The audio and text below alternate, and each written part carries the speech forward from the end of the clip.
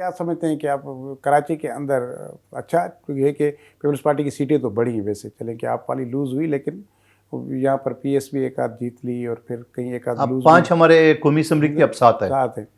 और मेयर भी आपका आ गया है, अभी टाउन में जितने भी उनमें भी आपकी अक्सरियत है। और ज़ाहिर है ये इस वजह से हुआ है क्योंकि सिंध गवर्नमेंट आपकी है तो वो आपको सपोर्ट करती रही और बहुत सारे काम आप लोगों ने करा। जिस तरह अब आप हार कर भी असल में आप ही जीते हुए, क्योंकि काम तो फिर भी आप ही करवा रहे हैं। तो ये जो सिंध गवर्नमेंट का जो एडवांटेज पीपल्स पार्टी को कराची में मिला है, ये किस हद तक और आगे आपको फेवर दे सकता है? न सिर्फ मैं आपके हल्के की नहीं, मैं पूरे कराची शहर की बात कर रहा हूँ कि सिंध हुकूमत की में पीपल्स पार्टी की मौजूदगी से आप कितना फ़ायदा हासिल कर सकें अपने लोगों के लिए और ख़ुद कराची के आम आवाम को, यानी कि जिनका पीपल्स पार्टी से ताल्लुक़ नहीं है, वो पीपल्स पार्टी को वोट भी नहीं देता, लेकिन हुकूमत पीपल्स पार्टी की तो पीपल्स पार्टी उसको बदले में जो काम दे रही है, तो उनको कितना फ़ायदा हुआ है? देखिए, मैं ये कहूँगा कि यहाँ से जब एमक्यूएम ख़त्म हो गई है या अल्ताफ़ हुसैन को टूट फूट का शिकार हो गए, तो स्पेस पीपल्स पार्टी हमें लेना चाहिए जो नहीं ले सके। उसके बाद ये स्पेस लिए पीटीआई ने, जब पीटीआई टूटी तब भी स्पेस हमें लेना चाहिए जो नहीं ले सके।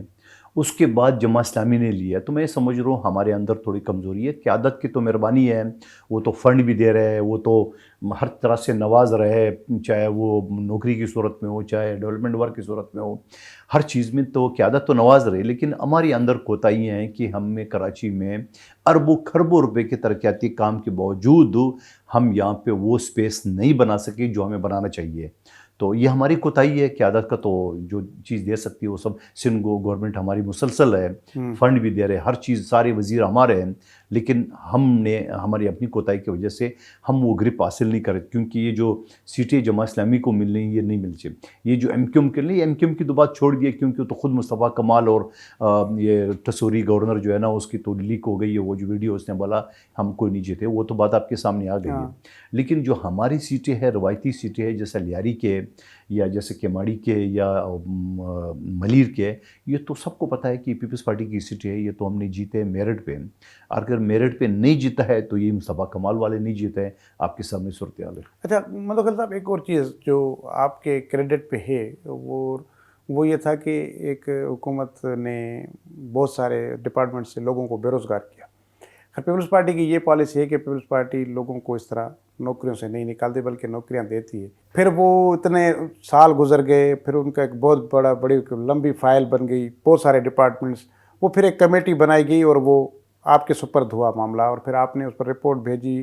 काफ़ी कुछ डिपार्टमेंट्स के लोग रीइंस्टेट हुए, वो आज भी नौकरियाँ कर रहे हैं, बहुत सारे रह गए। अब जो रह गए उनका क्या होगा? देखिए, ये सूरत हाल ये थी कि मैंने जब लोगों के लिए आवाज़ उठाई असम्बली के फ्लोर पे, तो जो अभी खुर्शीद शाह साहब की कमेटी, उससे पहले भी खुर्शीद शाह साहब की कमेटी, तो इस टाइप की कमेटी मैंने बनाने में कामयाब हो गया। अब जब बनाने में कामयाब हो गए तो हज़ारों क्या लाखों की तादाद में पूरा पाकिस्तान जो है ना वो टूट पड़ा।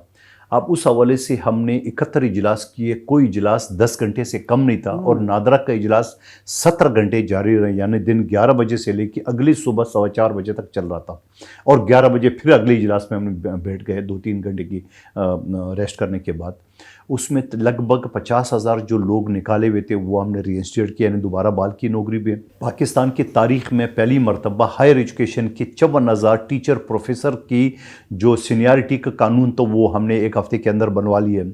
उसके अलावा जो तकरीबन 4 लाख लोग जो उनकी स्केल का जो इशू था या सीनियरिटी का इशू था वो हमने वो कर दिया। और मैं ये भी दावे के साथ बल्कि फ़ख्र के साथ कहूँगा कि एक भी इख्तलाफी नोट हमारी पार्टी में, हमारी कमेटी में, पीटीआई की भी MNA थे, नून लीग की भी थे, MQM की भी थे, और बाकी लोग नून आज़ाद भी थे, आज़ाद नहीं, वो जो काफ लीग वगैरह वो भी थे।